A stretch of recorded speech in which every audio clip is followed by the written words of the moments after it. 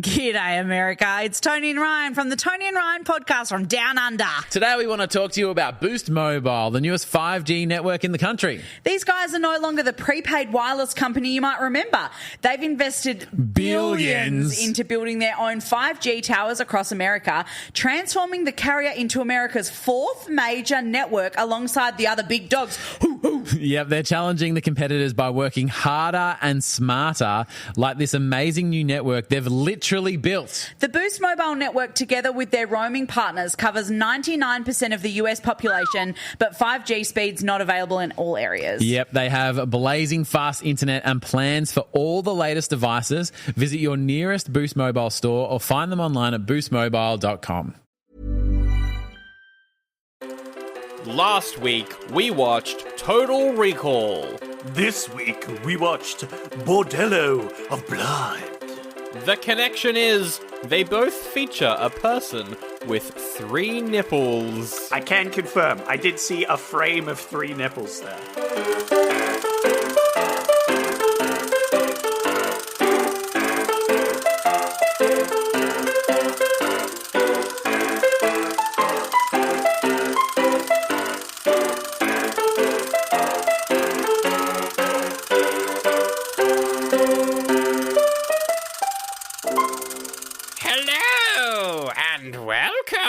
To Oldie but a Goodie. Why, I'm sure you're absolutely podding to hear this episode, my little gremlins. Introducing your bearded fright of a host. It is Zach. Ooh. Bleh, it is I, Zach. And might I say, Sandro, what an excellent choice for starting your month. I'm sure this movie is an excellent sign of the exact quality of movies that we are going to be seeing this month. Why, thank you. Yes, the Sandro, is now becoming the podcast keeper, and I have a horrifying month planned out of movies. I don't doubt that for 1 second. Movies that Zach has never heard of is my goal. Movies that no one's done podcasts on is also my goal. Those are 2 great goals. However, I see only one flaw with them. What is the flaw? Some of them are going to be complete shit. Oh, yes, definitely. Well, I mean, I haven't gone for bad movies. I've gone for movies of questionable quality, but not bad. No. Let me preference that, my friend, that this was a very enjoyable experience. I feasted throughout the night on this film. Yeah, it's Oldie but a Goodie. We review movies that are vaguely connected to the previous movie we reviewed, not counting the trivia episode from last week. That wasn't a movie review. So this one's connected to Total Recall, because there's not 3 breasts, but 3 nipples are in both very movies. Very specifically. Very important. Look, it was a blink and you miss it moment, but there was exactly 10 seconds of you saw 3 nipples, and I had to look for it because I forgot to look for it during the... I was slightly distracted during the movie, let me say, and it was only for about 10 seconds, but I did see it, so I can confirm. And, you did all of last month's movies, so I'm doing all of this month's movies, and you did a lot of popular movies, and I immediately kicked it off with one of the nichest things we've ever done. Yeah, my theme for my month was I wanted to make sure I was trying to get out some bangers that I'd always wanted to do, but they were too mainstream. They were too epic of a movies. To some of the best movies of all time that we normally wouldn't cover, like the sequel to Cats and Dogs. Yes, that was the biggest. Yes, definitely. Yeah, absolutely. Whereas you have started off with a movie that has existed. It is called Bordello of Blood, also known as Tales from the Crypt Presents Bordello of Blood. It's the second movie based off the TV show from the 90s, which was basically because Creep Show was a movie in the, I think it was the 80s? Maybe it was the 70s. But it was the 80s, and it was like inspired by classic horror comics from like the 40s. You had that movie, and then that kind of inspired a whole bunch of TV shows that came out around this time. You had Tales from the Dark Side, I think, was one. There was Are You Afraid of the Dark was a kids one. But the most popular is probably Tales from the Crypt, which is just a bunch of very popular directors just making horror schlock. And they made 2 movies out of it. There's Demon Knight, and then there's this one, Bordello of Blood. And yeah, I picked it because I thought it looked funny. And it was. It was very funny. I have to say, I did enjoy watching this film. Okay, good. I will preface this by, I think this is a film that was enhanced by having at least 2 scotch on the rocks beforehand. Yeah. And 1 during. I'm glad, because I was worried that you weren't going to like this while watching it. I was like, this appeals to me because it's pure trash, but maybe Zach won't like this one. We've been doing this for a long time. It was actually refreshing because it reminded me that you can enjoy bad movies. Yes. Because watching certain 3-hour long length Star Wars ripoffs, like, yeah, definitely, like, can really drag on, and like it's bad because it's boring and nothing's happening, rather than it's so bad it's good. But there's loads of just corny, cheesy 90 movies out there that you can sink your teeth into, you know? Yeah, this movie came out in 96. It does feel like it's an 80s thing, though. It feels like My Demon Lover level of, like, self-awareness, which was good. Which makes sense, because this was actually originally written in the 70s by Bob Gale and Robert Zemeckis, who both made the Back to the Future trilogy, among many other very popular things. They wrote it as like a joke to try and like be like, we're gonna write a movie that will make us big in the film industry, and then they wrote it and were like, no one's gonna pay for this.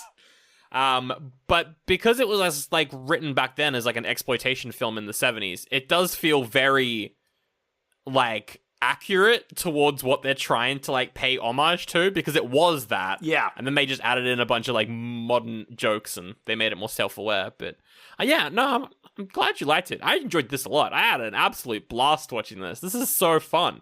And like, it's not just schlock. It's also, I mean, it is mostly, it's mostly schlock, but it also is very like self-aware, which is great. And I gotta say, the gore's fucking good. Like, the practical effects are really good in this. Yeah. I was surprised that the effects were so good.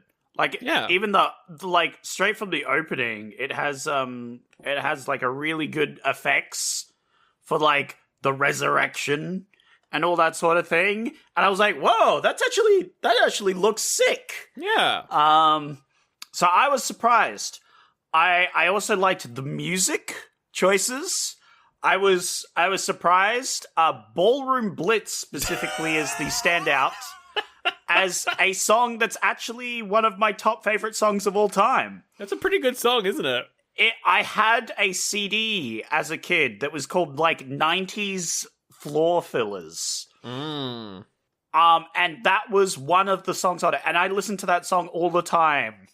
So it was great hearing it in this movie. We are going to do non-spoilers and then spoilers, but Floor Filler is pretty accurate, I reckon. Absolutely. Yeah, for this movie. Yeah. I was going to mention, while watching this film, I did message you saying this is the greatest piece of cinema I've ever seen. Yes, definitely. And I'd like to preface that I said that before any nudity came on screen. Oh my god, you said that in like the first 5 minutes? Yeah. This movie is so horny, and there's so much nudity, specifically breasts, I think. I don't think we see anything else, really. We saw a bit of tail, you know. I guess. I don't... It was there. I remember distinctly because it transitioned to a scene, and the transition was cut to ass. And it was just yeah. ass on the screen, right? We did get that. But it was more of a breast-focused film, I'll give you that. It was. I think we get a couple shirtless men here and there as well. No dick and balls, so, it's still not a 10 out of 10, I gotta be honest, but it was pretty... there was a lot of that, yet I don't feel... obviously this movie's exploitation, because it's trying to be, it didn't feel as creepy as movies from the 80s. It felt like it had all of that stuff in it, but it's not tasteful. Nothing in this movie's tasteful, but it wasn't I don't know. I will agree with you, Sandro, that nothing in this film was tasteful. That I will 100% agree with. I would say a spoiler-free premise is a bunch of people die in a brothel and this comedian from SNL goes to investigate. That's pretty much the whole movie. I don't know. His name's Dennis Miller, and yeah. I don't know. He just gives me big conservative vibes. Does that feel like that tracks? Yeah. I don't know. I don't know if it's true. He could be liberal, but for the Americans, he just gives me big conservative vibes, and that doesn't mean it was bad. I was just that was just the angle he felt he was going at. You know what I mean? Yeah. And it was very funny. I'm looking it up now. I'm looking up Dennis Miller politics because I just want to see. I do have a few questions. Yes. Specifically about the cast. Okay, I want to get into that as well, and I'll definitely answer any questions. Just very quickly, though, I will say it does seem like he is a Republican, yes. Yeah, he just gave me that sort of vibe, Yeah. He just had that vibe. And not to hold it against him. I just thought it was very funny that he was playing this sort of because he made your wife jokes, Yeah, he did. Man, I hate my wife. He really jokes, did, didn't he? During the film, and it was very funny. It added to it a lot, I felt. Definitely. It seems like he's he used to be more left leaning as a youngin, but he's definitely become post 9/11. He became more heavily right wing. Is what it says on his Wikipedia page. I don't know. He's barely been in anything either. He was on SNL. That's about it. So yeah. But what are your cast questions? I would love to hear them and answer them. Well, that was definitely one of them. Okay, yep.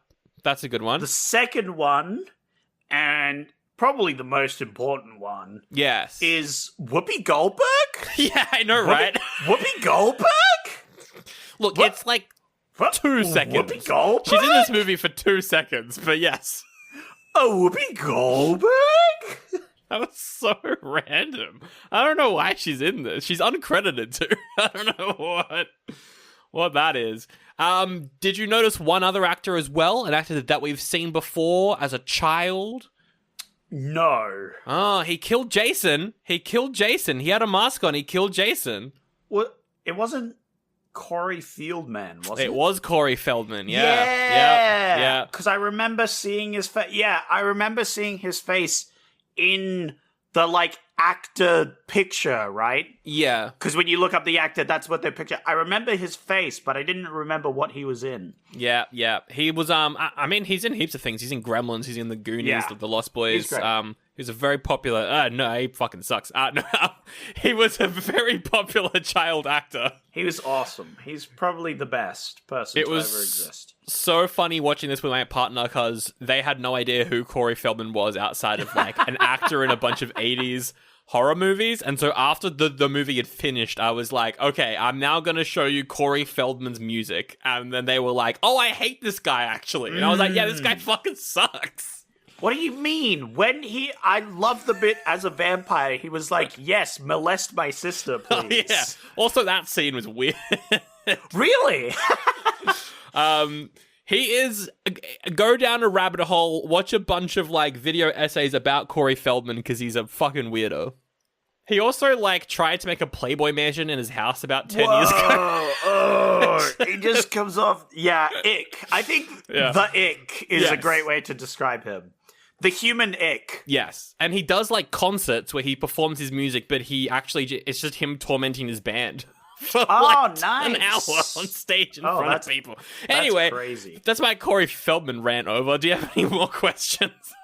No, I mean, that was really it. I mean, I had several more, but I mean, it was all about Corey Feldman and how he was the best. So. Oh no. Yeah, Well, yeah. that aged well. Well, Phil von the Caro?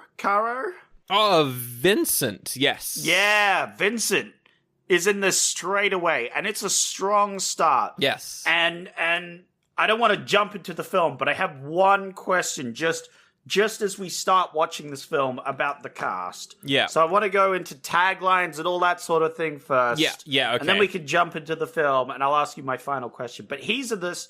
Did you feel like they were exploiting him a little? I don't know. I liked him in this. I thought he was good. I don't think he was like, I mean... He wasn't in the film very much. No. Being an actor, you just are exploited as an actor. And I think, You heard it here first, guys. Sandro supports all actors being exploited.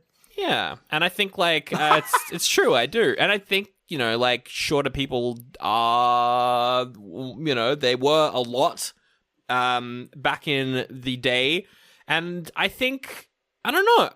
I think him being in this was a bit of an homage as well. Because he's he's in Troll, he's in Garbage Pail Kids, he's in he's an Ewok. Apparently, he's the only Ewok to ever have an on-screen death, so that's pretty cool. Wow, that's hype. Yeah. I will also shout out Chris Sarandon, who is Prince Humperdinck in Princess Bride as the Reverend. I loved him in this as well. He's great. Whoa, yeah. Yeah, he's pretty good. He's also Jack Skellington, and he's in Child's Play and shit as well. But I've seen him in a whole bunch of stuff, actually, yeah. I think. Yeah. I loved his... If I have to pick a favorite performance in the movie, it's the Reverend for me. I fucking loved it. Yeah, that was very funny. He's in Chucky, he's in loads of crazy stuff. Definitely. But yeah, I think that's probably all we can say in non-spoilers. We'll rate it and then move on. Is this an oldie or a goodie for you, Zach, my lad? This is a tricky one for me. I'm torn here. Look, did you have fun? I did. I had a lot of fun. Did you have more or less fun than the Dungeon Master movie? Oh, that's a good call. I'd say I probably had more fun. I think the Dungeon Master had too much downtime, and the problem was it was too inconsistent. Yeah. With all the different... I love the Dungeon Master, but it was because of all the different directors, it was just a bit of a mess. Yeah. Where it's some challenges were oh, you just do a thing and that's it. The challenge is done. And there was no consistency. Yeah. There was no through. That's probably a bad example. I should compare it to Deadly Friend instead, I think, in terms of Deadly Friend. Ooh. Yeah. I think I enjoyed it more than Deadly Friend. Wow, as well. okay. That is high. Okay. Yeah. I enjoyed this a lot. Yeah. That being said, there was a lot of titties. There was just a whole bunch of tatas. I don't know. Constant. Yeah, clearly there. If you say ass or tits, they're a tits guy. Oh, which I did have a question following up on that for you later. Oh dear. But this is hard. It's would I recommend this to a friend? I don't know if I would have the balls to recommend this to a friend. Is the problem, I think you're safer recommending this to a friend than you are recommending some of the other weird trash we've done. Because at least that other weird trash is creepy, whereas this is so it is a little bit creepy, but it's not that creepy. You know what I mean? I just don't think people would enjoy it as much as we would specifically, Yeah, I think you've got to have a very specific sense of humor. Yeah. It's you have to have a love of specifically trauma-esque, definitely. Your Toxic Avenger sort of weird movies like that. And if you love that sort of movies, I've met people like that as well, though. Yeah, definitely. There's not many. So, I would recommend it to them. Yeah. Well... So I guess that's a goodie then. Yeah, okay. A goodie. One goodie I'm from Zach. I'm gonna give it a goodie. And it seems crazy to me. And maybe it's just the whiskey talking. But you know what? It's goodie time. I agree with you. I feel like I'll recommend this to people and then they'll hate it. But you know, like I would recommend this to Mel specifically. Yeah, I was like Mel's the person I was thinking of who I always recommend like trash like this to, and then she just hates it. And I'm like, but it's like part of the joke. I think she actually secretly, you know, enjoys these movies. Mel would have been a good guest if only she wasn't working all the time. Yeah. I had a ton of fun with this movie. So much fun that I then went and watched the other Tales of the Crypt movie that came out earlier called Demon Knight, which is also a very fun time. So I enjoyed this movie so much I checked out another movie. So I really enjoyed it, and I will recommend it to some people, but it's a very specific... I even feel like this is more specific than Creepshow. Like, I would recommend Creepshow to people who just like horror, whereas I don't think I'd recommend this to those people. It's recommending this movie is way more specific, I think, than like recommending a Creepshow. It's a different sort of trash. I think that's very fair. Yeah. And it's crazy to me after watching this film that I would recommend it at all, but here we are. We're in this reality. It's fun. 2 goodies for Bordello of Blood. And yeah, also watch Demon Knight. It's a good one. It's fun. It's a different sort of horror. That's more like not a comedy. It is, because it's so dumb, but it's not a comedy. It's played way more straight. I would be interested in watching that for sure. If you put that up as an option, I'd vote for it. I would not watch. I'd watch it again. Yeah. You might want a break in between, you know. Yeah. I would have put it as an option, but then I just watched it, so it's not an option. That's fair. But anyway, let's get into taglines. Oh wait, Zach, here's the thing. Oh, what's up? There's no taglines for this movie. Oh, yeah, there's none. Oh, yeah. Well, that's unfortunate. Yeah, it's a bit sad, actually. All right, Sandro, instead I'm going to pose you a question. Oh, no. A question before we get into the spoiler section. Yeah. And then here's the thing. I'm not sure if I asked this before when we were doing the Twilight thing. Oh, yeah. And I probably did. But, like, vampire or werewolf? Like, that I'd want to be, or that I prefer the movie of? What do you mean? Now, let me clarify. Okay. I mean the Twilight version of a werewolf. Oh, so... One that you could kind of control without the imprinting thing. So, just scratch that's that good. bit. Yeah, that's like, good. Get rid of that bit. I mean, like, you could shapeshift into a wolf sort of thing, but... around a full moon, you kind of get forced to shapeshift anyway. Sure. But you can kind of shapeshift at will. So we're not talking like Wolfman rules. We're talking Twilight werewolf rules. Like you could be a cool dog man that may or may not have imprinted on a child at one point. But let's ignore that bit. And what sort of vampires are we talking about? I'm talking about ones that do burn in the sunlight. Okay. Not dead instantly, but like they're not hanging out in the sunlight glistening. They are like, ow, this really hurts. That hurts. Okay. I would say... and if you stayed too long, you would die, right? I don't even know. Like, they both have their ups and their downs. Yeah. Well, that's the question, right? So, that's the thing. What do you think would be better? I think if it's just like generic werewolf versus generic vampire, I think vampire wins. Yeah, I agree. Because the werewolf one is like, you hulk out and you can't control yourself, and that just happens to you, and that sucks. Yeah. But with Twilight rules, it becomes a lot better because you can kind of control it a bit more, you know?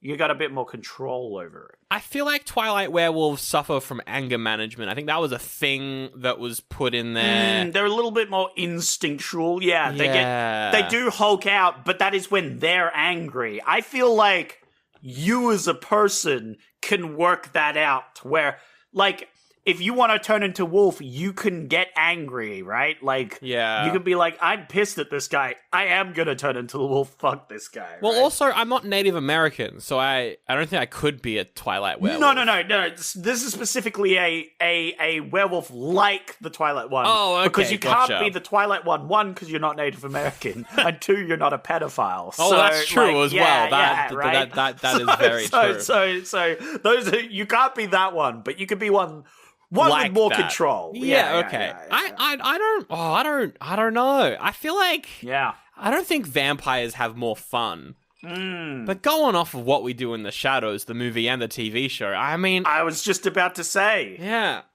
I feel like just being a vampire that's not like a Nosferatu or a Dracula. I don't know.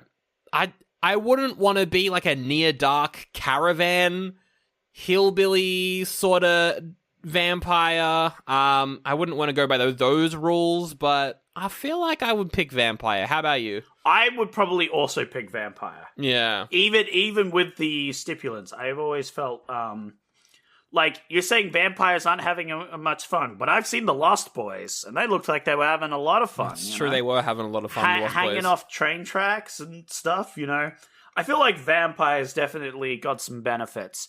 Yeah, it's hard to say if like the werewolves are immortal as well. I don't think they are. Most werewolf depictions aren't. Yeah. So I think that's where the vampires are really winning in the whole, like, if you're going to be an abomination against God, you might as well live forever, you know? Yep, definitely. So I feel like that's where they're winning. If the werewolves could live forever, Sandro, would you pick werewolf? No, I don't think I would still. No. No. Wow. Yeah. I'm trying to think of a monster I would pick over vampire. I would probably be I don't know, creature of a black lagoon. That'd be fun. I was going to say a mummy. Man. Yeah. Yeah, I think the mummy's good, but the original depiction with his mind-controlling powers. Telekinetic mummy, yeah. Yeah. Because vampires actually do have canonically some mind-controlling stuff. Yeah, they do. Yeah. I would like to be a Twilight vampire, though. I'd like my own weird mutant power. Nope. We all get mutant powers. That's cool, actually. Yeah. Okay, you could have a weird mutant power, but you can't have sparkling. Okay. You gotta take that sunlight penalty. Can I be the last Airbender vampire from that Rami Malek plays? Yes. I want to be that one. For sure. I'm just Aang, but I'm a vampire. That is sick. That's a good call. You still have to stay out of the sunlight. I feel like they keep... And, like, you have to stay away from garlic. You can still have garlic. It's just, like, don't like it. Burns you. It's not great. Yep. Crosses. You're gonna have a bad time. Steaks, running water. Like, I already do. I already hate all those things. So yeah, that's fine. If you stabbed me with the steak, I would probably die. Yeah, exactly. What would be my vampire power? Yeah. What's your vampire power? I want Wolverine claws. Wolverine. Great. I see. Yeah. I'm just Wolverine, but that gets sunburnt. That's it, right? Exactly. So good. Oh no, I'd do the bullshit one. I want sorcerer powers as well, so I just get all the powers, and I'm a vampire. Hell yeah, I love this. That's just my Skyrim run. Well, howdy there. Selly McSella here, back with another ad, and I gotta say, if I was anything like the main character from the movie that Sandro and Zach reviewed this week at patreon.com/OldieBuddyGoodiePod, I would be trying to take your money in a different way to how I'm trying to take your money right now. I would be telling you that, you can go to another... you'll be rich if you subscribe. That's not true. All you get is great entertainment like this clip from the latest Matchstick Men review. What's your favorite con in the movie? We got 3 cons, because we got old people, we got the laundromat lady, and then we've got main guy.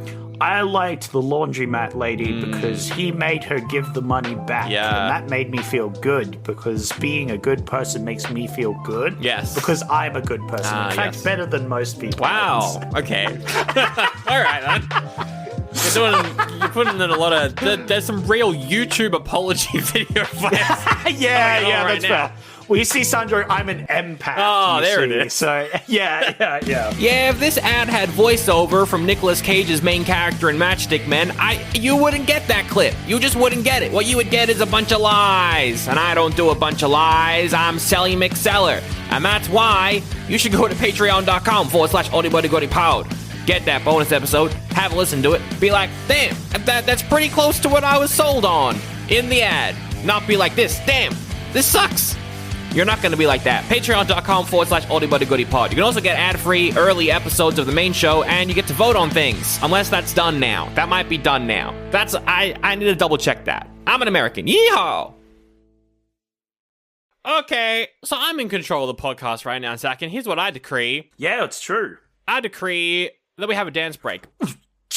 Okay, now I decree that we're going to do spoilers of the movie Bordello of Blood. It's spoiler time. Spoiler time. And this is where my last question of the cast comes in. Okay, well, what's your last question? I'm looking at the cast right now, Sandro. Right now. Okay. I'm looking at it right now. And I need you to tell me, I can't see anyone here of Mexican descent. Do you see anyone of Mexican descent? You, well,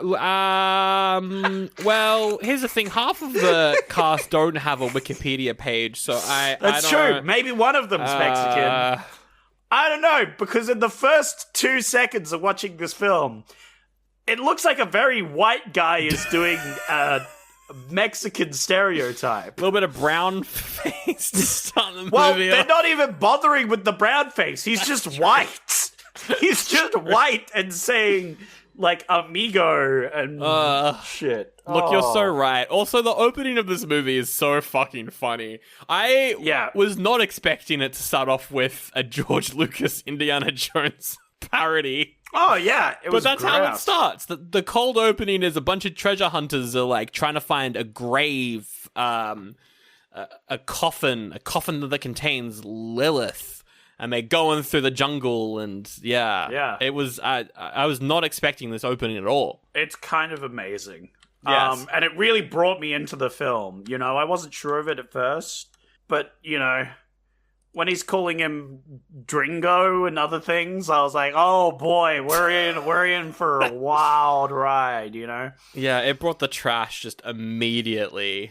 I love the backstory here of, like, this guy that's been searching around and, like, grabbing the pieces of the heart. It is very, like, Indiana Jones, right? Yeah. Where it was, like, this ancient deity. This is still a better plot than the Crystal Skull. That's true. It is. It's like this guy...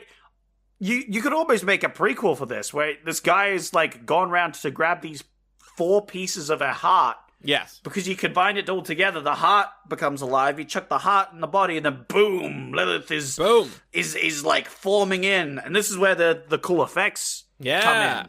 I loved how gooby it was. It was great. And then we immediately get comedy where she's like, you really know how to turn a woman on. Because he turned her on by bringing her back to life. And she's like, I'm the mother of vampires. I'm Lilith. And then he's like, Vincent's like, kill everyone. So she does. So good. Because he's got this vial of super blood or something. He's got... So that's actually from Demon Knight, that thing. I think they just used the same prop. I don't think it's meant to be the same item, because it's like a key that if you have the key and you resurrected Lilith, you get to control her, question mark? Yeah. If you she have does it your bidding. On you. Yeah.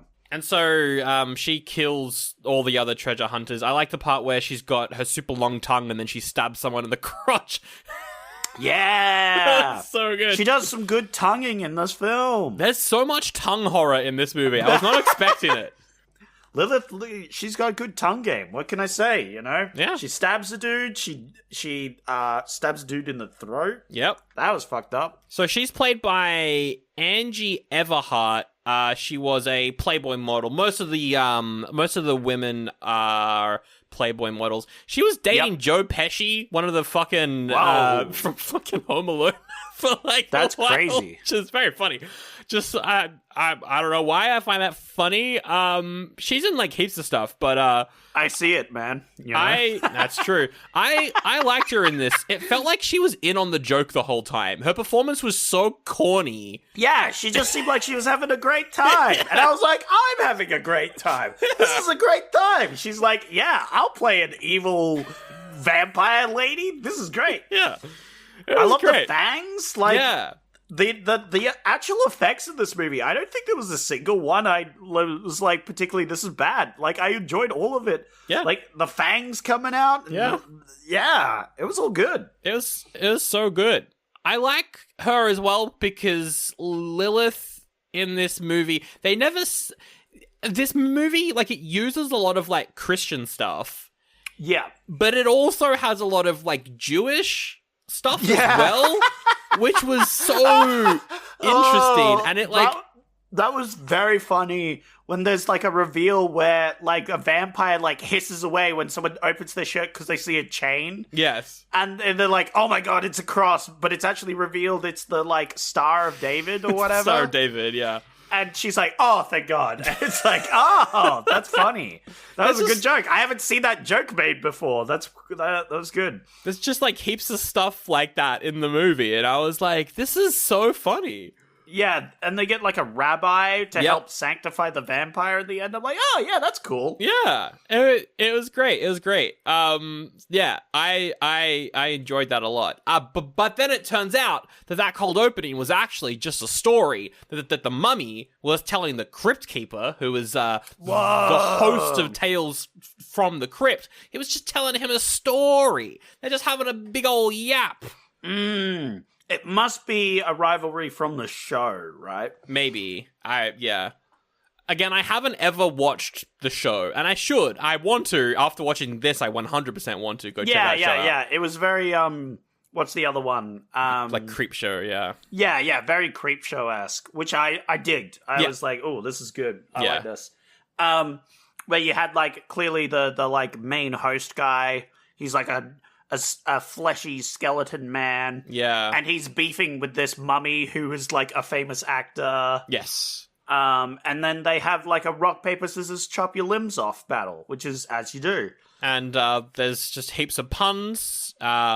He's always doing puns. He's introducing the movie like, I call this bloody affair the Bordello of Blood. I think he also says, let me lend you a hand, mummy. Yeah, because he got his hand chopped off. And the jokes are so unfunny that I just find them very funny. So oh, yeah. I'm very on board. Well, then they were funny, weren't they, Sandro? Exactly. Yeah. And then we're introduced to, it's so interesting how we don't meet our main characters until maybe like 25 minutes into the movie. Well, we do meet some side characters. Yeah, we meet side characters. Well, we meet the villain, which I think is an important one. Yes. And the lackey of the villain, right? So I feel like that's fair. You could do it that sort of direction, because usually it goes the other direction where you get main characters and then the villain sort of thing. But you can start the other way. I like doing it the other way. I agree. I've always said I think the villain's very important. Yes. And there's some prefaces there. I need to figure out my argument better. But I think it's like the important thing for your movie is that your hero or character or whatever has something that they overcome. Like there's a challenge or like... Yeah. You know, the journey that they take is very important. And I think a villain in your story, if that's the journey, the, like, obstacle that they have to get through, then you want it to be a good one, you know? You don't want a crap one. And I think she did a good job. I agree.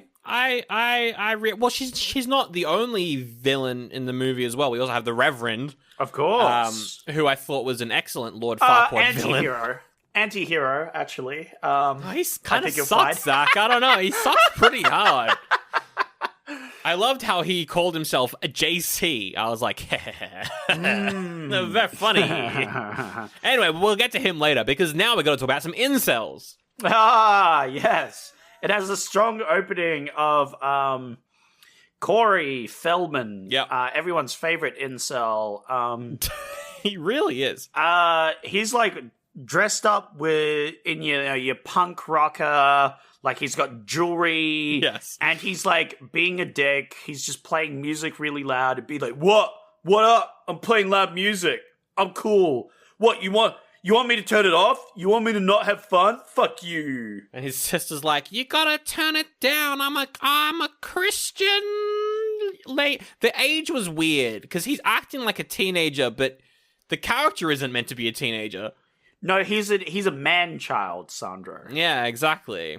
I think his acting was perfect for a man-child. I agree. And then he goes and meets up with his 4 friends, and I like how they all had matching nose piercings. It was hilarious.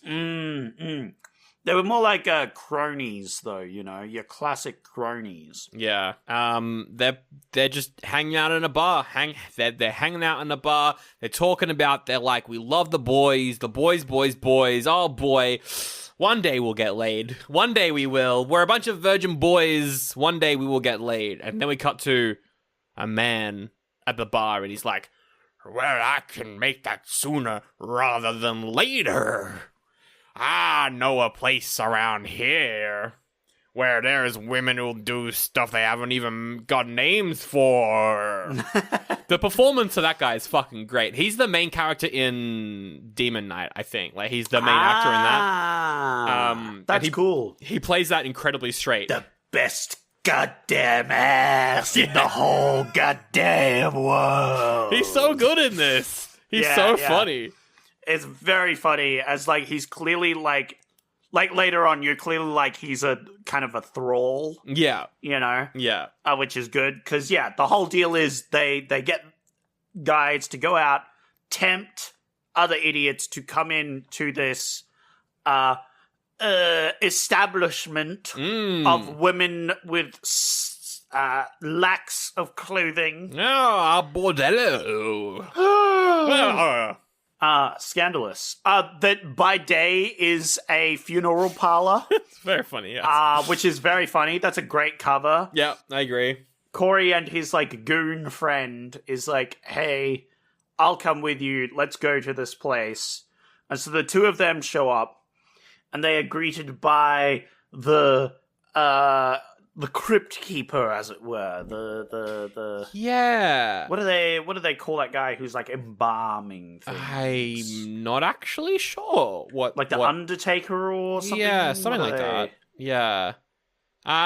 He's what is he? A mortician, and that's his name. Yeah, mortician. Yeah. He's a mortician. Yeah. He's played by Aubrey Morris. He's in like the original Wicker Man. I think he's in Clockwork Orange as well. He's like a popular character actor. I really liked him. I agree. I thought he was really good. He had a very accurate vibe where he's all like welcoming. Yes. He's like, please come in. Oh yes, you're here for the bordello. Yes, come in. Get in this coffin. And it's like, we're not going to do that. Chick. Yes, you are, actually. As he pulls out a gun on them. Yes. Yeah. I loved how creepy he was with all the dead bodies. Again, entirely tasteless, but very funny. Oh, yeah, he, like, molests a corpse while, like, singing to music at one point. Yeah. He's just having a great time with his job, He, like, pretends he's on a date with a naked dead corpse. It's great. It's fun. I liked it. It's awful. It's tasteless. Oh yeah, but it's great. Yeah. Because he's a villain. But it's great because you see him when they come in and it's just a funeral parlor. He's like crying and he's like giving a speech about how everyone loved this lady. Yes. And then later on you see him doing this embalming and he's just like, ooh, and he's like poking her breasts and it's like, whoa. That's great. So then they head down to the floor. There's just nonstop, just boobs everywhere. They take the Coffin Express. Yes, that's right. And they're hanging out. There's lots of boobs. There's lots of nipples as well. Yeah, we see someone with 3. That's a fact. For 3 about nipples? 10 seconds on screen. That's right. It's my connection right there. It was there. I saw it. I had to go back and look it up because I didn't see it on the first viewing, but it was there. It looked real, non-prosthetics. I'm fairly certain. I'm like 90% sure. I think in Total Recall it's probably fake. I don't know. Maybe. I know that people do have that, but I don't think in Total Recall it was real. Not looking it up. I'm not either. My search history is already ruined from finding this movie, so I'm not gonna. That's true. That is very, very true. Yeah. So we have, some very depraved. Yep. Deprived. Well, also depraved, but deprived women. It's interesting how they don't pay. Well, I guess they're paying with their lives. Yeah. But that would be a red flag for me. You know what I mean? Yeah, I think there was a lot of red flags to begin with. Like the gun? Yeah. Like, they're clearly their main audience is not the brightest bunch. Yeah, you know? that's true. But they would have to not be very bright to get there to begin with, right? So they're just, it's all around just bad. And I feel like this is definitely like, if you were a rational thinking person, it's like, oh yeah, I'm going to ask what they charge or whatever, because otherwise they're going to try and charge me at the end. You know what I mean? This is like clearly a bit of a scam. That's right. You want to see the menu before you before you buy, you know? Totally. 100%. That's fair. Or alternatively, it's just like one of those parties, you know? It's just a big happy fun party. It could be that. It definitely could But be usually, that's like invite only. And I guess they were kind of invited.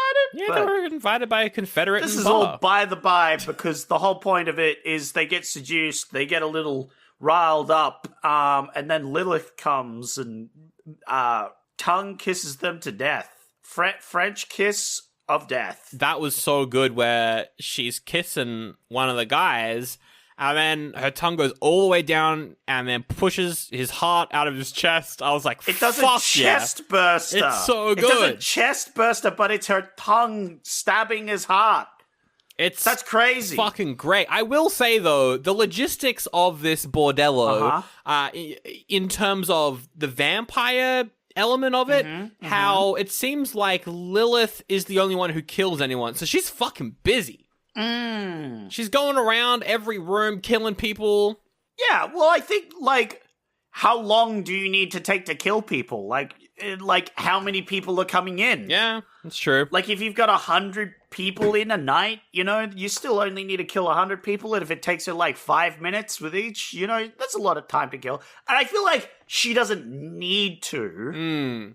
Like, the other ones can kill if they want, but the whole thing is she wants to be the one killing. Right? Yeah, right. Gotcha. That's the whole thing. She's the matriarch. So she wants to get the kill, and then it's the whole like the food chain where it's like, you know, I get to eat first, and then you can eat the scraps after. You know. Yeah, definitely. I think it works as a system. I rate 5 out of 5. Yeah, that's fair. Would not return.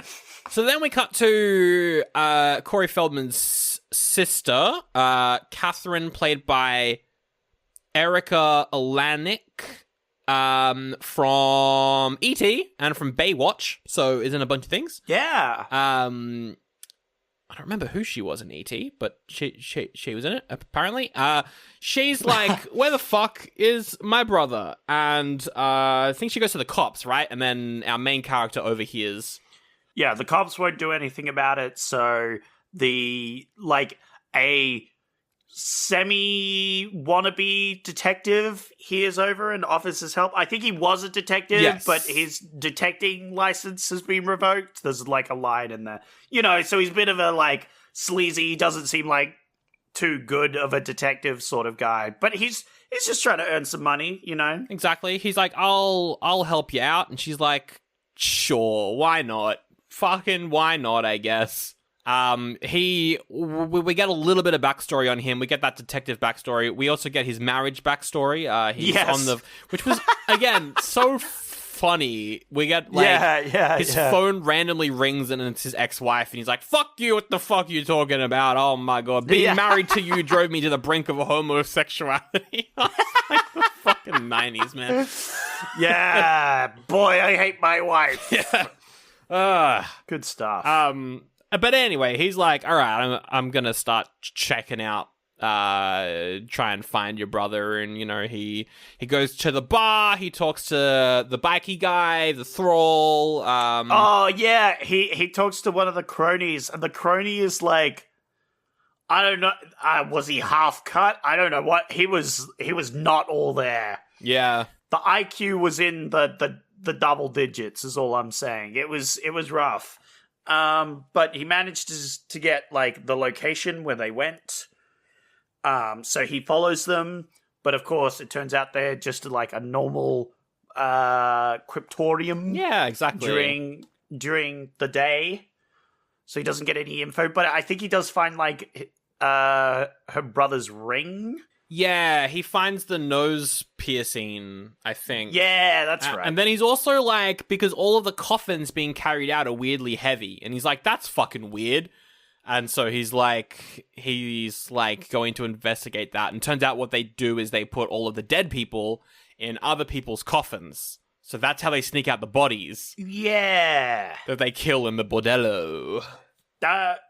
Oh, yeah, they double up on bodies. Yeah. That makes sense. Which is why they're all really heavy. Which I was like, this is great. This is so fucking funny. It's good. Yeah. I think it's a great cover. It makes sense, you know?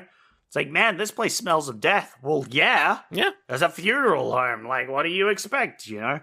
I also want to talk about the sister for a bit. So she works for Prince Humperdinck, who is Reverend JC, who's like a rock and roll mega church reverend. Yeah.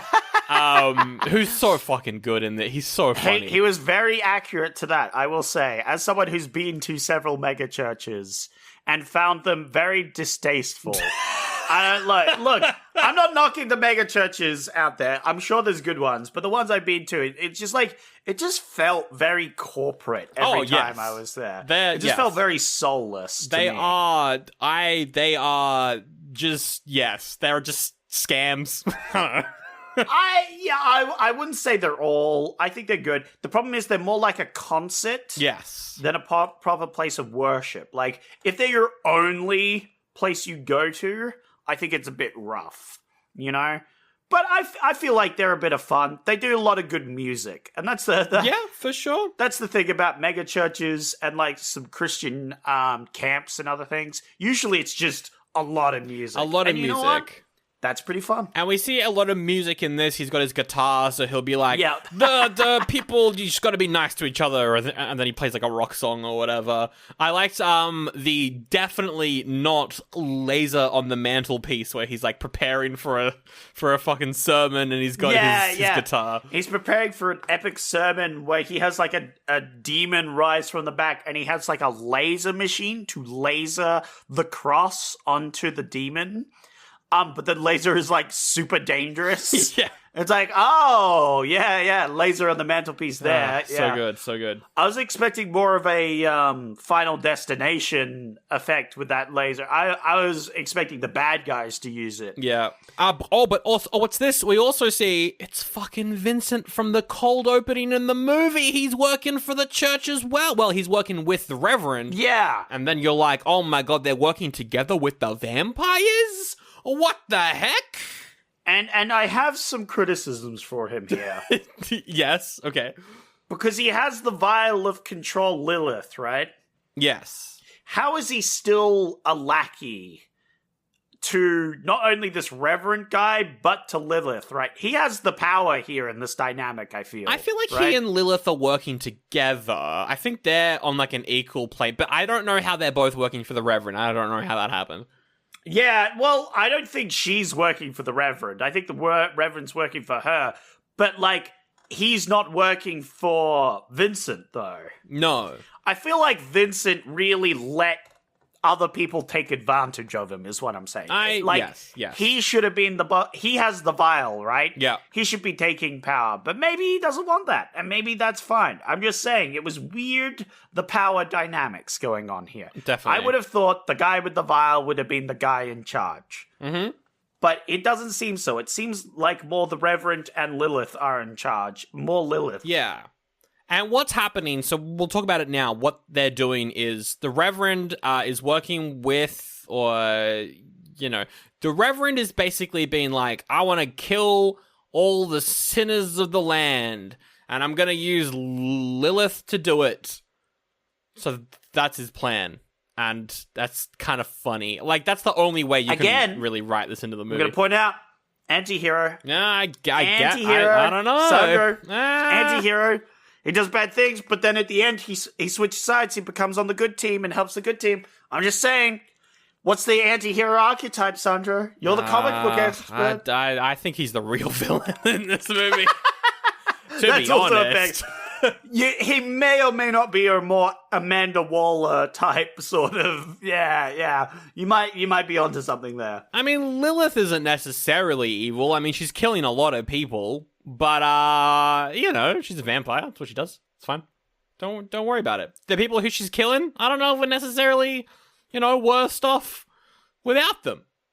Well, Sandro, you're sounding a lot like the Reverend, actually. Oh, wait, no, you're right. Fuck. I don't know. It seems like she's employing a lot of people.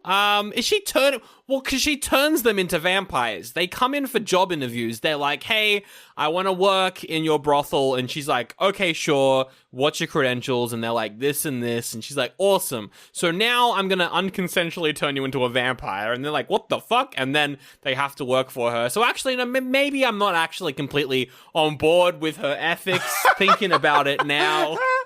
Hey, I mean, job for life, like job security, lots of benefits, good health benefits. You can't really get long service leave if you're a vampire employee, though, because you still need the blood.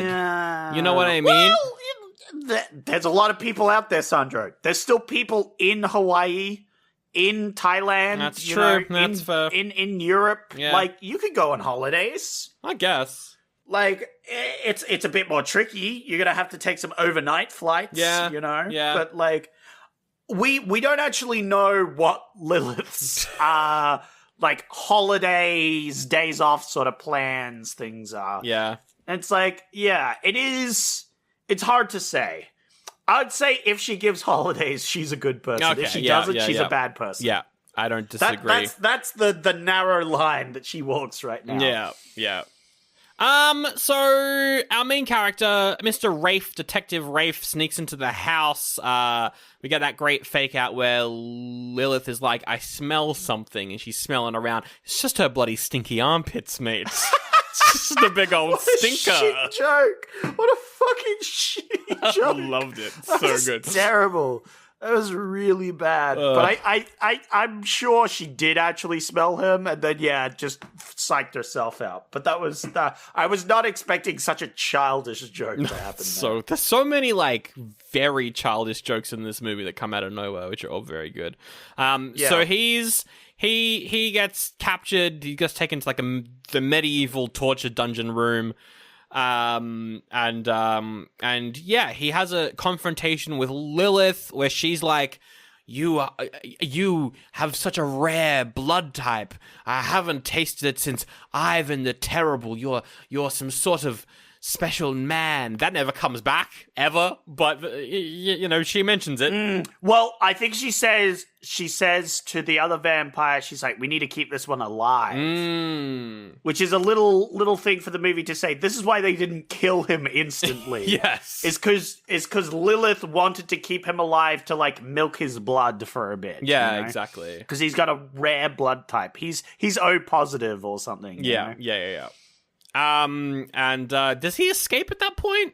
Yeah. He tricks a vampire chick into, like, letting him strap her in, and then he runs off. Yeah, that's right. Which was funny. And then he goes to the Christian lady, and he's like, here's your brother's nose piercing. Yeah. Come to this place, bring the cops, and they come over. And the mortician's like, this is just a crypt. I don't know what you're talking about. What? Are you stupid? Are you dumb? That's pretty much what he says, Yeah. And then, like, the detective guy is trying to show them the, like, coffin that you sit in to, like, ride in, but all it does when he's there is, like, move the coffin into the flame so it can burn it up. Mm-hmm. And the mortician's like, that cost me $1,000. Yes. And so the cops are like, you're dumb.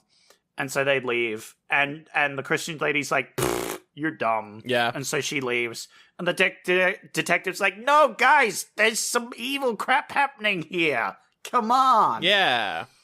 And I think at this point as well, we get a scene where Vincent destroys the key, which means that because he can't go against the Reverend, but Lilith can, but she can't if he can't go against the Reverend because of the key. So he breaks the key, so that therefore Lilith is now her own boss.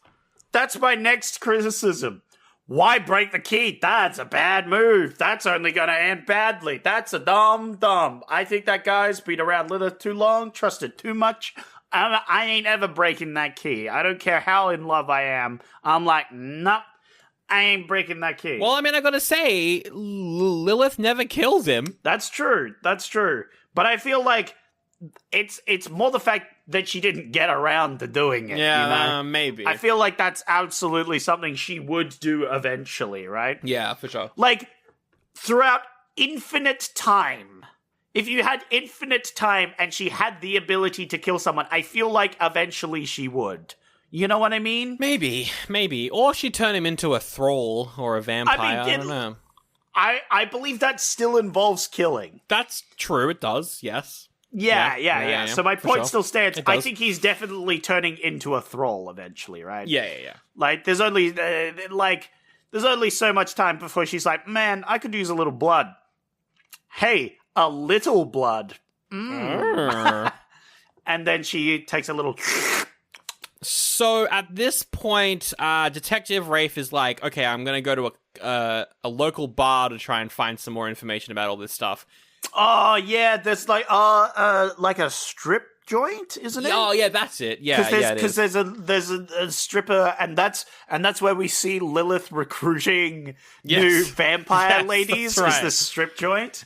But also, it's funny because also the Reverend goes there. The Reverend goes there undercover to try and talk to Lilith and get her to like not destroy his career. Just so happens to combine when the Christian lady is bringing a reporter in, and the Christian lady's like confronting hookers at a strip club. She's making she's making a documentary about why people go to strip clubs or something. I don't know. Yeah. She's like reporting of the sin of the world. Which is so funny. The way that she realizes what's going on is that she interviews Lilith on camera. Yeah. That's the scene, and then she goes back, she's editing, and she's like, hang on a fucking second. I was interviewing someone here, but they're not showing up on camera. Oh, yeah! And Detective Guy earlier, he, takes a picture of the two corpses in a coffin. Yeah. But his picture only shows up with one of the bodies because the other one was a vampire. Exactly. And so no one believes him still. And so she sees that and she's like, oh my god, vampires. And she also sees that the Reverend's in the background, which is very funny. He was sitting directly behind Lilith. Which doesn't make any sense. Oh, no, actually, no, I guess it does in terms of, cameras capture light. And so if a vampire isn't emitting light, then you just film what's behind the vampire. So that makes sense, actually. There's a weird Earth theory thing where it's the reason we can see the moon and other things is because the light goes around stuff. I can't remember the whole thing. I've had too many whiskeys for this sort of explanation. But the whole light will bend around an object. Yeah. So I feel like that makes sense that you're able to see through it. But it is funny because it's just green screen. Or no, they must have they probably just recorded the scene again without the person. Yeah, there. I reckon they just filmed it twice.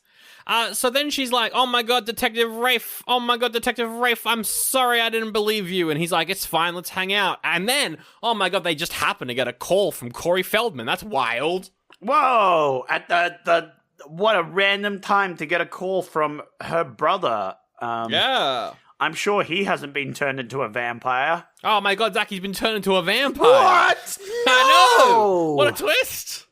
That's crazy. Yeah, as soon as you hear his voice again, you're like, oh, here we go. Yeah. You know. So they have a chase scene in, it's like a power plant or something? Yeah, in a power plant. I like this, the whole, there's a line, I think, where they're being chased where she's like, I feel like I'm in a bad Tales from the Crypt episode. And I was like, that's very funny. Good stuff. So then I think she gets captured. The sister gets captured. Yeah, she gets captured. Yeah. And so Detective Boy goes to the Reverend, I think. Yeah, he goes to the Reverend and is like, look, you want to kill some vampires? I want to kill some vampires. Let's go kill some vampires. And let's get this holy water. Yeah, they get some holy water. And some water pistols. Yep. And go kill some vampires. To the lovely tune of Ballroom Blitz.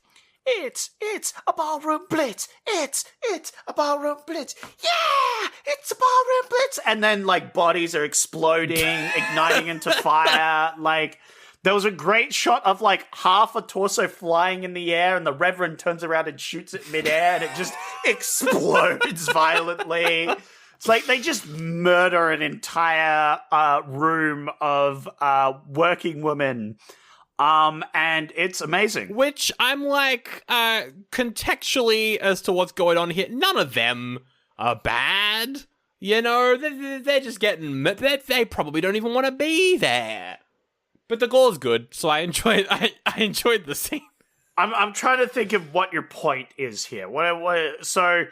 Because the Reverend does make this point of like, I'm not sure about this. And the detective's like, they're all undead. This is fine. Yeah. So are you agreeing that like them slaughtering a room full of people is fine because they're all undead vampires? Yeah, I feel like a constant scene that's just been like, hey, let's kill a bunch of sex workers and have fun doing it. It's just a little bit problematic, maybe. Just a little bit. Oh, okay. So you're saying it's not good. No, yes. Oh, wait, but that does make me agree with the Reverend, doesn't it?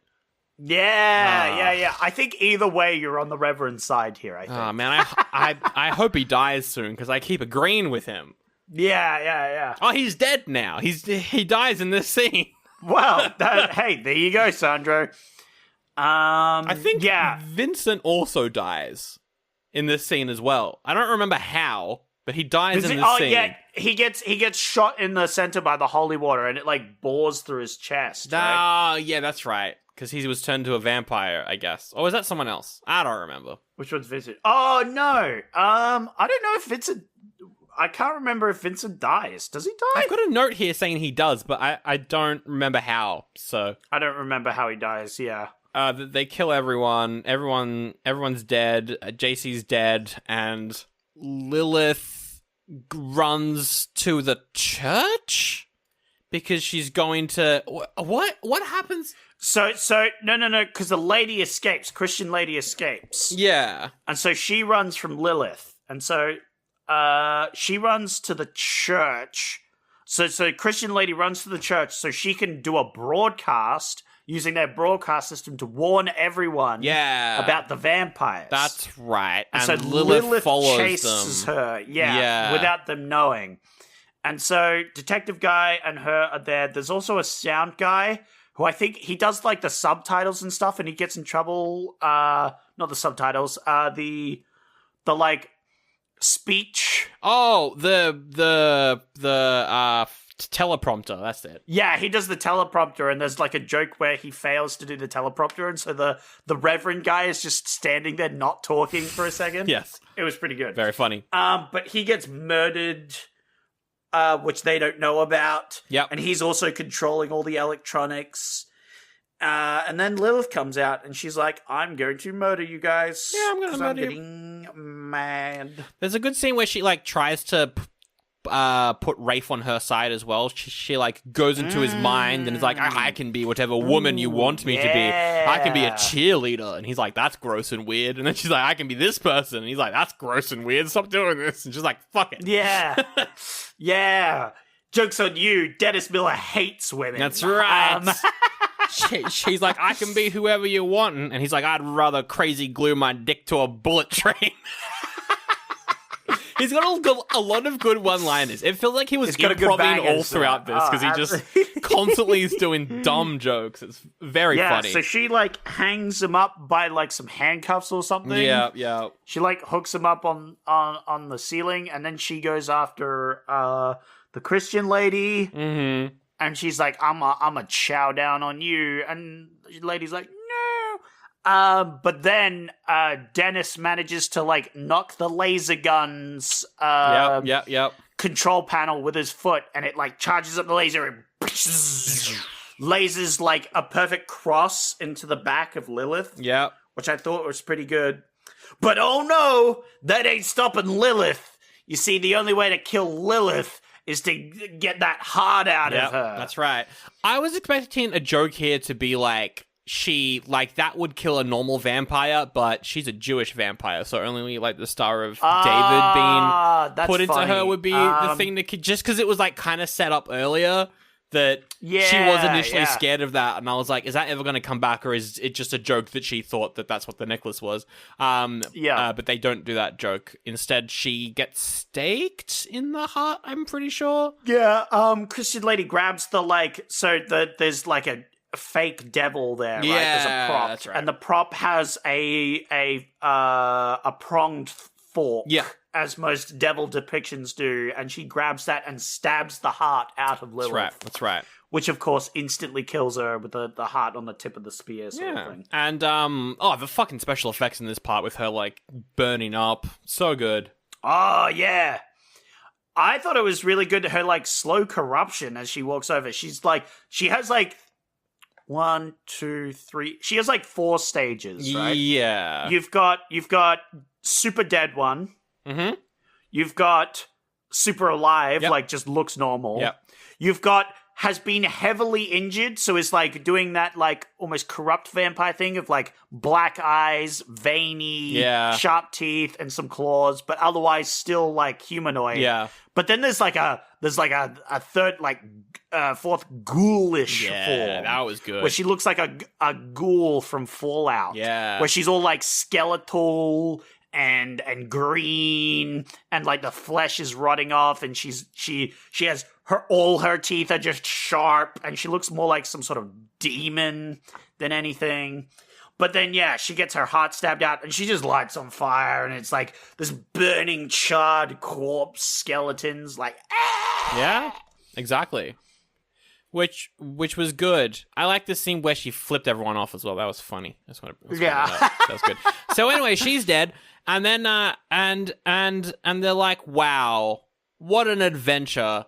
Rafe and Catherine, the Christian sister, are like, "Wow, what an adventure!" And they're flirting. They're getting along very well. They lock away Lilith's heart. They give it to the rabbi from earlier, and they're like, hold on to this. And he's like, I'll hold on to this for you guys. He's like, there's no vampire hearts can leave the sacred ground that I make, you know. Exactly. Which was very funny. It was a very badass line for a rabbi to say, you know. Yeah. It's like, it's never coming back, but like this one dude was like very on board with like, oh yeah, this is a vampire heart. Yes. Yeah. Like this guy had dealt with vampires before. Exactly. You know? Which is great. Which is very funny. And, Zach, I don't know if you've noticed, we've done a lot of 80s horrors. Yep. We've also done a lot of like, like creep shows type stuff that's like based on comic books from the 40s. Do they ever have an ending that doesn't end on a cliffhanger that comes out of nowhere? Oh, no. I think every single one. I think that's gotta be a thing. Yeah. Especially with your creep show sort of stories. It's like it always seems like there's a happy ending and then a dun dun dun, you know. Oh my god. And like Friday the 13th has a lot of that as well. Yeah, definitely. You know? And we get that in this movie where Rafe and Catherine, they're in the car. He's like, oh my goodness, you smell different. Are you wearing new perfume? And she's like, no, I'm not wearing new perfume, you buffoon. I'm wearing sunblock. And then we see, she doesn't have any black marks on her neck. She's got one on her thigh. And she's a bloody vampire! Dun, dun, dun. Oh, and my then God. she bites him, and then it cuts to him screaming, and that's the end of the movie. Mm-hmm. Well, we get the Crypt Keep outro, where he's chopped the mummy up to a head, and the mummy's like, I want to keep playing. And he's like, best to quit when you're ahead. But yeah, that's the end of the movie. So Yeah. that's a fun Good time. stuff. What a good movie. I enjoyed it. Yeah. What a fun time. I did think about it, and I was like, oh, right, that was thighs on the mantelpiece, by the way. Oh yeah, we see that in the scene where Lilith earlier in the film is like, I prefer ladies' thighs. Which is very funny to me that we now have thighs on the mantelpiece. It's true. We do, yeah. What a dumb ending. I love it. I love it. It's so good. And overall, a very fun movie. A fun time. It's like 80 minutes long. Go watch it. It's fun. Yeah. If you like anything Troma-esque whatsoever, I think you'll enjoy this film. Yeah. On a scale of trash to trash, how much trash would you give this, Zach? I would give this a mortician's coffin full of trash.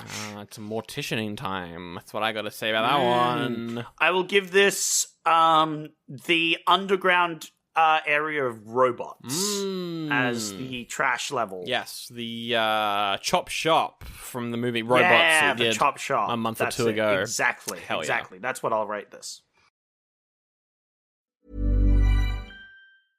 6-time Emmy Award winner and Tony Award nominee Gene Smart returns to Broadway for 12 weeks only in a world premiere play about a writer whose words are her only way out. Call me Izzy. Get tickets at callmeizzyplay.com. All right, Sandro. It is time for Reverend Reviews. Oh, Reverend Reviews. Yes, I rate this Reverend shit. All right, that's it for Reverend Reviews. It's time for Raving Reviews. This is part of the show where I go to Rotten Tomatoes, I go to the audience score, because as we know, the critics are all corporate shills. Specifically in this one, it was 14 to 34. So clearly the audience was more on board, more our speed. They knew that this was truly some top tier material. Yep. I've gotten some of their reviews. I'm going to read them to you. You have to guess their scores. Okay, I can do that. They've rated them. All right. From 0.5 to 5. What do we have on there? We got 14% from the critics, 31 from the audience. That's higher than I thought it would be. Yeah. That's pretty high. All right. There are 0 usernames for any of these people, but they don't need them. Okay. Because I think their review really says it all. All right. Are you ready? I am definitely ready. Let's do this. The first one reads, every cop in the 90s has to be incompetent. Haha. It's true. They do. Yeah. I don't think this guy was... Oh, wait. The cops were definitely incompetent, yeah. There's that one scene where he's eating, like, stew from a can and he's wearing a bib. One of the cops is great. Yeah. I think, in this film, like, the cops, like, try and investigate this place and find nothing. Yeah. They're not doing much. Yeah, that was good. It doesn't give me much to go on, though. I'm going to say it's probably a 2 out of 5. I'm going to go negative first. Ooh, 2 out of 5. It was actually 3 out of 5. Oh, okay, It was alright. actually 3 out of 5. You know? They clearly enjoyed it. A little ha-ha at the end there, you know? Yep. Well, maybe this one. This one's a bit more direct, so I think you'll be able to tell this one. Okay. This one says, hello, reader. Oh. Hello. I find the Tales from the Crypt presents Bordello of Blood film to be entertaining. And that's why I own more than one DVD of it. Oh, what? I'd like to specify that the Tales from the Crypt presents Bordello of Blood is all capsed for some reason, and there does not appear to be a good reason why. I think it's just because it's the title. Right. I'm not sure. Okay, interesting. Very interesting. Multiple DVD copies. I think this was recently re-released and, like, remastered, I think, like, pretty recently. So they own, like, an original, but then got, like, a HD release. Yeah, potentially. Something like that. If you own multiple copies, you've got to be giving it a 4 out of 5 minimum. So I'm going to go for a 4 out of 5. Oh, you're so close, Andrew. It's actually 3.5. 3.5. I know, all right, surprisingly harsh. I wouldn't have guessed it that harsh, you know. And they're saying they own multiple copies of it, but only giving it a 3.5. That's too low. It feels too low. Well, speaking of too low, Oh. what a load of crap. Movie is bad. Wow. There are a few good puns and jokes, but that's where it ends. Oh. Don't watch this movie expecting to be scared ... at all. I don't like people who think that horror is just to scare you. Most horror Yes. is to make you laugh and have a fun time, you ding-dong. It's to make you express emotions, not necessarily fear. you know? Yes, exactly. 0.5 or 1? No, 0.5. 0.5. They had a lot to say. They did say there's a few good puns and jokes, Sandro. But again, they had a lot to say. There's Rotten Tomatoes, so that they would still give it a 0.5 despite that. All right, you going 0.5? I am. Lock it in. It's 1 out of 5. I was going to say 1 out of 5. It's fine. It's fine. Don't worry about it. It's fine. All right. Finally got to watch this 20 years after I missed out on it by not going to so-and-so's sleepover. Pretty shitty. What the fuck? I give that review a 10 out of 10. That's great. It had some backstory, you know? It did. Wow, you got to watch this at a sleepover? Meaning that you were probably a kid, which means you probably would have... No. Finally got to watching this 20 years after I missed out. Yeah. So on it not going to so-and-so's sleepover. So they got rejected from the sleepover that saw this movie. Unless they didn't go or they were like sick that day and couldn't go. Yeah. Like they didn't get to go. They missed out. And then they're like, pretty shitty. Yeah, pretty shitty. Wow, that's great. Well, what a great review. Yeah. I love that review. It's a good one. And you remembered what the movie was 20 years later? This person's fucking incredible. No opinions on the movie, though, so I'm going to go for a solid 3 out of 5. They said pretty shitty, Sandro. The movie, or not going to the sleepover? I took it to be... I presume because they quote the missed out, you know, 20 years after I missed out. Well, I think that's key information that was missing from my... I did say... missed out with quotation marks for you to visually see, Sandro. You did, but it wasn't on the audio, therefore it never happened. That's true. They wouldn't have known. Okay, so I will specify when they say missed out, it's in quotation marks. Well, then... And then there's a full stop after sleepover, and then they say pretty shitty. Pretty shitty. I'm going to go 1.5. It's 1 out of 5. For fuck's sake. God damn it. All right. Hey, well, Sandro, you've got one review left. I do. Maybe you can redeem yourself here with... I love it. And it have bad ending, but I like ending song big. Thumb up, thumb up. Like Ballroom Blitz? Fuck yeah, you do. Hell yeah, dude. Or it's the Tales from the Crypt theme song, is maybe what they like, which I think plays as well. Song big. 4? It's 5 out of 5. Oh my god, it's a 5 out of 5 review. That's crazy. That's so good. Song big, Sandro. Song big. I thought that was yours until it was a 5 out of 5 review. Now I'm like, I don't know. I don't think you'd give this 5. Unless I gave it a deceptive review. Yeah. I'm going to say your review was the first one. It was the first one. It was. Yes. Yeah, well done. Good sleuthing. Hell yeah. Because the last one is something I would write, pretending to be a Rotten Tomatoes reviewer, but I did make a little cheeky, haha, cops are incompetent. Yeah. Because we've seen a lot of cops That's right. on the show, and a lot of them have been incompetent. America likes poking fun at cops. That's true, as they should, I think. Yeah. And that is our review right there of the Bordello of Blood. Thank you for listening to this episode, dear listeners. Yes. Zach, if people want to have a listen to the show elsewhere, where can they do so? Well, you can turn in a bat and fly off to patreon.com/oldie where we have bonus episodes and some extra content that you can get for only $5 dues. Oh my god. But also, you can just hop on there and vote on some of our polls for some of the things that we'll be doing throughout the year. Yeah. And also, you can always just buy an individual episode that you want to hear. All the it's all bonus ad-free. stuff. Yeah. It's a lot of good bonus stuff. This coming weeks, we are doing the Cageorama. Oh my god, what's that?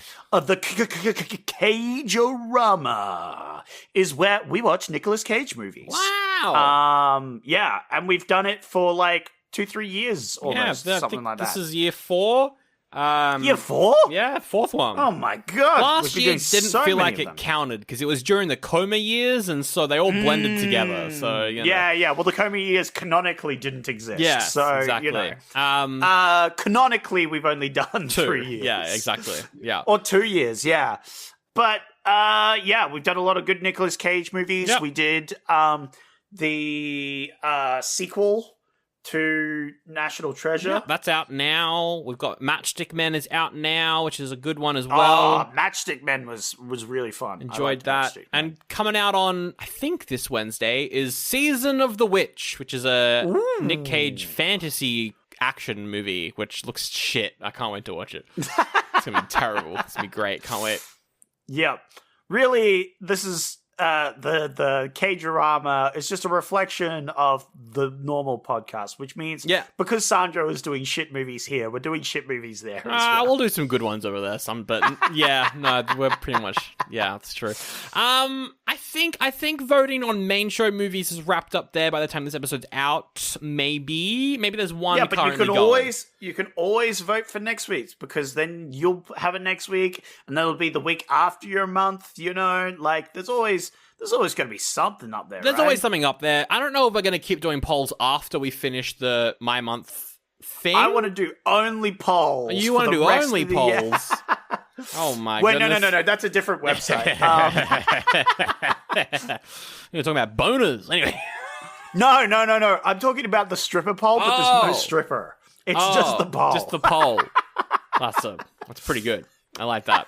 Hell yeah.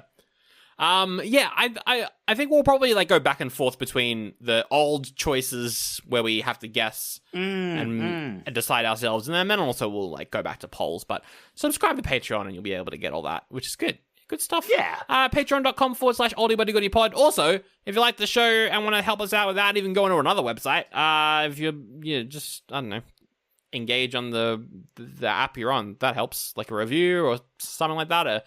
A comment helps get the show out in front of more people, so we thank everyone who does that as well. Now, Zach, it is still my month. And for my second week of the month, I put 4 options up on Patreon. Ooh. Yes. And now here's the thing. They all have the same connection to this movie, so we won't be doing Guess That Connection. Ooh, okay. So what are we going to do then, Sandra? Well, actually, what I could do is you guess what the connection to all 4 movies is. But I got another fun game that I wanted to give you. Because I gave Patreon the gimmies. Mm-hmm. I gave Patreon some gimmies, and what I'm going to do is I might tell you some of those gimmies, specifically the taglines that I gave the lovely patrons, and I want you to try and figure out what the movie's about. All right. Just going off a tagline or two. Going off good vibes. Yeah. I got you. Maybe I'll give you 2 taglines. I've given all of Patreon just 1, but maybe I'll give you 2. Then I want you to figure out, like a brief kind of premise of what you think the movie is. All right, go ahead. I think I can figure this one out. All right, so the first one, here are your taglines. Tagline number 1, which I gave to Patreon, someone's taken a big slice out of the Big Apple. Ooh, big slice out of the Big Apple. And the second tagline is New York City. It's a nice place to visit, but you wouldn't want to die there. Right, okay, this is a lot, because the first one is like big slice out of an apple, right? Yep. The slice was the key there, right? I was hearing the slice, and I was thinking murder already. But then the second one, it's like, yes, there's clearly some murder going on. Yep. And in New York, you say? Yeah. Big Apple, New so York. Big Apple, New York. Yeah. So clearly, maybe I'm thinking it's a slasher/detective movie. Okay. Perhaps where people are getting murdered. Yep. In that one. Yep. It could be more of a horror aspect in New York. But I'm thinking a bit like Toxic Avenger in New York. Right, okay. Sort of thing, you know? Yeah. Where 90% of it's on a boat for some reason, and then they're in New York for like 15 minutes. You're thinking about Jason Takes Manhattan is what you're thinking of there. Yeah. Yeah. Gotcha. All right. And now all 4 of my options came from a different country. I want you to try and guess as well. Ooh. What country do you think made this movie? It's kind of easy because it's New York, right? Okay, yeah. I'm gonna go with the Americas, and if I'm wrong, That would be quite funny. You're wrong. It's an Italian movie. It's an Italian movie set in New York. It's called The New York Ripper. It is an Italian giallo, which is like a detective slasher sort of thing. Detective slasher. Yeah. All right. At least I got that bit right. Yeah. Didn't get the country of origin right, though. That's funny. That's the first one. Here's your second one. Give me a second because I'm finding the taglines because I didn't prep for this. Here is the tagline I gave to Patreon. Okay. A big city cop, a small city boy. They have nothing in common. Oh, but a murder! Oh my.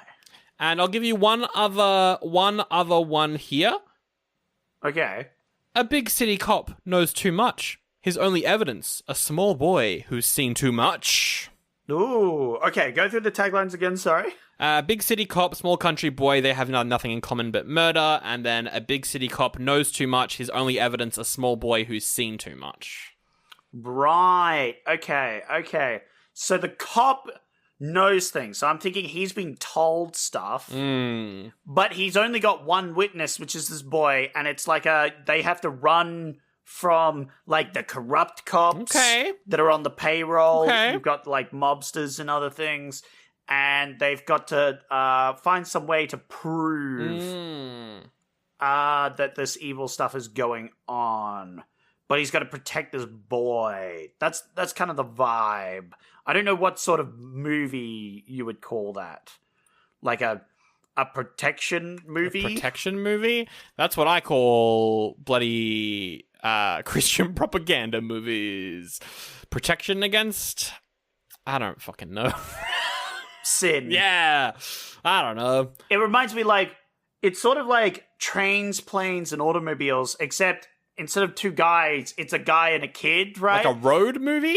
Yeah, that's what I'm thinking. I'm thinking it's like a road movie, except the reason they're on the road is they're trying to run away from the bad guys. That's all right. My theory. That's your theory. Right. What country do you think made this movie? Oh, fuck. I know, it's a bit broad. Can I say all of Europe, or is that too unspecific? No, you can say it's European. It's fine. You're only allowing me that because it's wrong. It's wrong. So I'll go with that. This is an American noir with Harrison Ford. I've had it as an option before. It's Witness with the Amish kid. Oh, it's a Harrison Ford. Yeah. Oh, I wasn't expecting that. I've had this option before. I just really want to watch it. Harrison Ford's a cop, and there's this Amish boy. He's seen a murder, and they go and try and figure out some shit. All right, so that's that one. I think you were fairly close. Yeah, it'd be hard to say without watching the movie as to the plot line of that one. Okay, your third one. The tagline I gave to Patreon was, with just one word, you will do anything. Ooh. And another tagline I'll give you is just very simple. Madness, terror, murder. Madness, terror, murder. Yes. Okay, so you've got mind controlling someone with your voice. Oh, okay, yeah, for sure. That's what I'm thinking of the first one, and then you've got madness, terror, murder. So someone is like I'm thinking this is like a rogue hypnotist that's going around and he's doing murders, but he's like causing people to do his crazy bidding and stuff, kind of like and then we've got to follow our Sherlock Holmes sort of to find this Moriarty, very sort of Sherlock Holmes Moriarty, and or it puts the lotion on the skin. No, like What's that Silence of movie? the Lambs, yeah. Yeah, Silence of the Lamb, but the smart evil dude. Hannibal Lecter. I'm thinking this is like That's a Hannibal the guy. Lecter serial killer sort of dude. Okay. And he's mind controlling people to do crazy stuff, to do crazy murders. And some cops got to figure out what's going on. All right. And that's the movie. Okay. And what country do you think that one's from? Australia. You're way off. It's Japan. Actually, in terms of geography, you're not that far off. Yeah, you know what? I would say I was at least in the right hemisphere. That's right. You know? So I'll take it. It's a Japanese horror. It's called Cure. Which is about a detective trying to solve a case of gruesome murders committed by people who have no recollection of what they've done. Yeah! Boom! want that money. That's right. Do you remember the Japanese horror we did a while ago with Ben that had it was the ghosts are in the internet or whatever? Yeah, that one was crazy. Yeah, it's that writer and director. It's his other movie. Oh, it's that guy again? Yeah. Oh, that's sick. Yeah, no, because that movie was like wild. It's fucking great. I love that movie. Yeah. And that I've was a great movie. always wanted to watch this one, so that was another watch. Okay. Yeah. Your fourth and That's a banger. final one that you need to bullshit your way around. Also, you were very close. You've been close on all three, so... Yeah, I think I've been pretty accurate for all three. Yeah. Okay, so tagline I gave to Patreon was based on a true story of serial killings. You got a lot of killings in this. That's so true. that's my theory is the connection is that people are getting killed. Okay. That is my theory is to the connection. Interesting. Yeah, So far. Save that for a little bit later on. Maybe you'll get some more information, but for sure. Your second tagline for this final one is 1986 in a small town. For two detectives, everything was new. Ooh. Well, that tells a lot about the plot. You got two detectives Yep. coming into a town, Yep. maybe for something unrelated, Yep. and they find this town. Yep. I think the town, my guess is the town is in on a lot of these murders. It's got one of these, maybe it's like a religious cult or something. All right. And they're like sacrificing people. And maybe not everyone's in on the cult, but they know what the cult's doing and they're like, I don't want to mess with them. Yeah. Sort of thing. Okay. And it's that sort of vibe. Yeah, gotcha. All right. And what country? Germany. Way off again. That's South Korea. Oh! It's a Korean drama thriller vibe. Two detectives go to a small town and try and solve the murder of a bunch of women. That is the first movie by director and writer Bong Joon-ho, who did Parasite, most recently Mickey 17. Oh, yeah. Oh, Yeah. that would be fucked up. That would be crazy. Snowpiercer as well, yeah. Does it say there's a cult anywhere in the No, description? that's Do you see the very word cult? straight. Shit. It's very straight. So actually, Shit. you were kind of way off think- on that one. Yeah, I think Yeah. that one I bungled. The other ones, I've been on point. That one I bungled. So those are the four movies: New York Ripper, Witness, Cure, Memories of Murder. What do you think the connection was between all those four movies and this movie as well? Dead women. Well, we don't know who was murdered in Witness, though. So, Shite. but if you're going to lock that in, that's fine. I'd be a bit fucked up to make that my connection, though, wouldn't I? Yeah, that's what I think of you, Sandro. This is my reflection of what I think of you. Okay, yeah, I'm sure. not going. I'm actually not going by any of the evidence here. I'm just thinking, what fucked up thing would Sandro do? You're focusing a lot on the crime. I'm going to give you a hint. It's something else. Okay, all right. It's not murder. It's not that sort of stuff. Oh, is it detectiving? Being a detective, sleuthing, detection. That's correct. Connection was detectives. I detected it out. detectives. I figured it out. I used my brain for 5 seconds because there was a lot of murders, but there was also a lot of detectives. That's right. Main character in all four movies is a detective. So, Very good. I yeah. like that.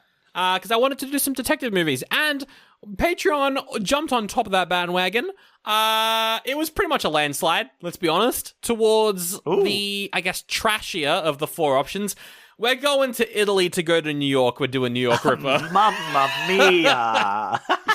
We're doing New York Ripper next Man, week. I really liked the sound of those like foreign movies, and then it's like trashy fucking slasher movie. Let's go. I mean, technically, it is a foreign movie. It's an Italian movie. That's true. But it's also, like, Italian movies are all... Yeah, but it's more, it's European. Yeah. I wanna visit some of the movies from other languages, which have different cultures that aren't, as white. So well, technically, New York Ripper is in another language, but it's also an Italian horror, so it was shot in every language and then dubbed to English. Yeah. So- It's definitely It's definitely better than like maybe this movie that we watched today, right? Yeah. It's not as whitewashed. That's... who knows? It's from 1982, so honestly, who knows? That's true. We haven't done an Italian slasher since that one in the opera that we did on Patreon, so I'm excited to get into this. Yeah, This will be fun. yeah. And That was a good one. also, it is directed by was that ballet one where it was all the ballet dancers? That's exactly what I was going to get to, Zach. Yeah. Because it's directed by the guy who directed Murder Rock. Oh, it is the same director. It's the same director. Oh, that's crazy. I've since watched other movies that he did. So Murder Rock was fucking terrible, but I've since watched other movies that he's done. He's a very good Italian giallo slasher director. I really enjoy his stuff, so I'm looking forward to this one. Apparently, this movie is one of the most brutal Italian slashers, though. Oh, which is saying all something. Right. That's saying something because Yeah, Italian they're slashers pretty brutal. Yeah, they really are. So next week, New York Ripper with the Detective of Detectives. There we go. What's your thoughts on that? Sounds fun. All right. I'm in. Let's do it. Another horror. Yeah, well, you know what, Sandro? I was kind of expecting it going into your month, you know? Really? Yeah, well, I at least expected one gore-filled movie. True, yeah. I was expecting at least one, the Bordello of Blood was exactly the thing I was expecting to watch going into your month. Yeah, right? that's fair. But I'm excited to see more. I'm glad for it, though, because I feel like when I pick bad movies like this, they turn out to be the boring bad, but when you pick it, they turn out to be the fun bad. I don't know. Not all the Seems time. to be a bad ratio. Not all the time, but that's, But yeah. you have a good ratio of them, I think. I guess, maybe. I don't know. I did pick, fucking... I'm pretty sure I I picked frogs, and I don't think I'll ever live that down, you know? I think I picked frogs, actually.